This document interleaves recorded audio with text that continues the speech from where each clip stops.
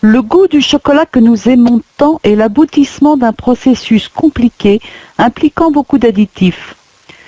La culture du cacaoyer a commencé il y a plus de 3000 ans chez les Mayas et d'autres ethnies d'Amérique centrale.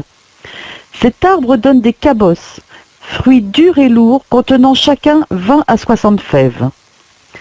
En 1502, les premières fèves sont rapportées par Christophe Colomb, mais comme le secret de leur fabrication était méconnu, l'événement passa inaperçu.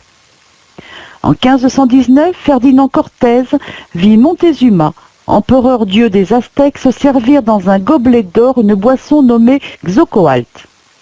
À son retour en Espagne en 1528, il ramena quelques fèves de cacao dont était issu le breuvage. La boisson était amère, mais ne fit pas moins fureur dans l'aristocratie espagnole dès qu'elle l'eut sucrée pour l'adoucir.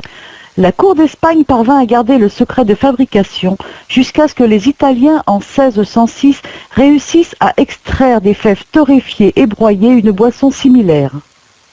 En France, c'est après le mariage de Louis XIII et d'Anne d'Autriche, fils du roi d'Espagne, en 1615, que la boisson rencontra un vif succès.